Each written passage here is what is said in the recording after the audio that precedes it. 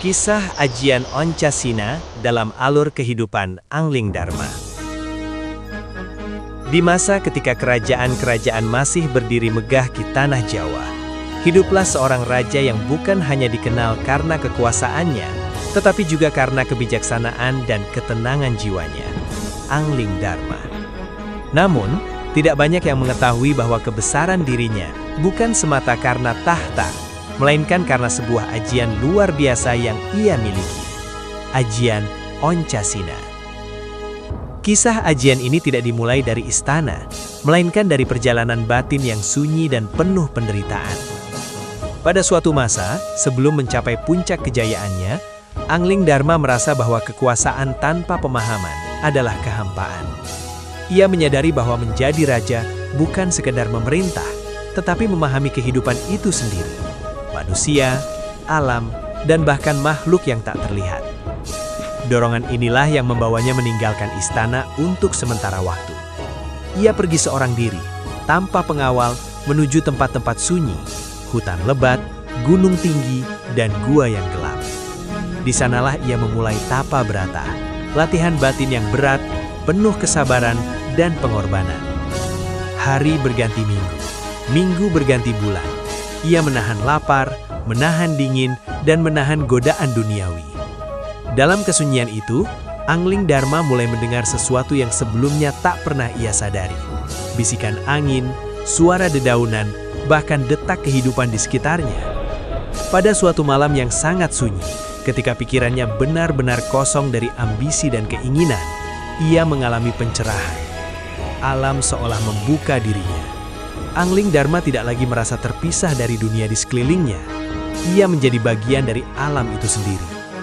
Di saat itulah, Ajian Oncasina lahir dalam dirinya. Ajian ini bukan sekedar ilmu yang diajarkan dengan kata-kata. Ia adalah pemahaman. Oncasina berarti penguasaan 5 unsur kehidupan: tanah, air, api, angin, dan ruang, melalui kesadaran batin yang sempurna. Sejak saat itu, kemampuan Angling Dharma berubah secara drastis.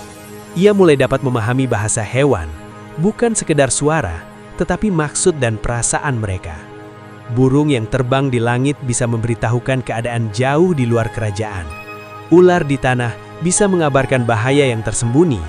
Bahkan hewan buas yang biasanya ganas menjadi tenang di hadapannya. Namun, kemampuan ini bukan sekedar kelebihan, melainkan tanggung jawab. Suatu hari, seekor burung datang dan mengabarkan adanya rencana pengkhianatan di dalam kerajaan. Tanpa ajian ini, Angling Dharma mungkin tidak akan pernah mengetahuinya.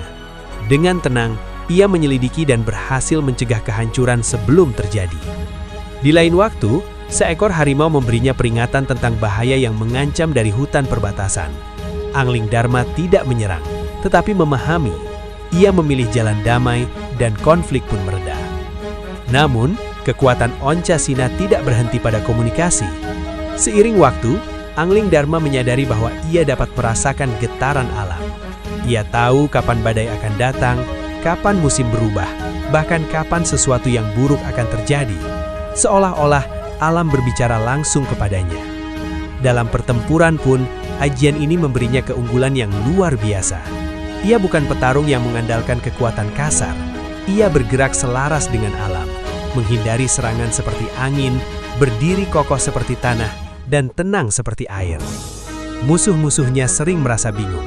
Mereka tidak melawan hanya seorang manusia, tetapi sesuatu yang lebih besar, kesadaran yang menyatu dengan alam. Namun, di balik semua kekuatan itu, terdapat satu hukum yang tidak boleh dilanggar. Ajian Oncasina memiliki pantangan paling berat. Rahasianya tidak boleh dibocorkan. Ini bukan sekedar aturan, tetapi sumpah yang mengikat jiwa. Dalam beberapa kisah, diceritakan bahwa Angling Dharma pernah berada dalam dilema besar. Orang yang ia cintai memaksanya untuk mengungkap rahasia ajian tersebut. Di satu sisi adalah cinta, di sisi lain adalah sumpah dan keseimbangan hidupnya. Konflik batin ini menjadi ujian terbesar, jauh lebih berat daripada pertarungan fisik. Karena sesungguhnya, kekuatan terbesar dari Oncasina bukanlah kemampuan berbicara dengan hewan atau mengendalikan alam, melainkan kemampuan mengendalikan diri sendiri. Seiring berjalannya waktu, Ajian Oncasina membentuk Angling Dharma menjadi sosok yang berbeda dari raja lainnya. Ia tidak memerintah dengan ketakutan, tetapi dengan kebijaksanaan. Ia tidak memaksakan kehendak, tetapi memahami keadaan. Ia mendengar bukan hanya dari manusia, tetapi dari seluruh kehidupan. Rakyatnya hidup damai, karena mereka dipimpin oleh seseorang yang benar-benar memahami arti kehidupan. Namun, seperti semua kekuatan besar, ajian ini juga menjadi incaran banyak pihak. Ada yang ingin merebutnya, ada yang ingin mempelajarinya, dan ada pula yang ingin menghancurkannya. Tetapi mereka semua gagal memahami satu hal. Ajian Oncasina tidak bisa dicuri. Ia hanya bisa dimiliki oleh mereka yang mampu melepaskan ambisi, menaklukkan ego, dan menyatu dengan alam. Pada akhirnya, kisah Ajian Oncasina bukan hanya tentang kesaktian, tetapi tentang perjalanan manusia menuju kesempurnaan batin.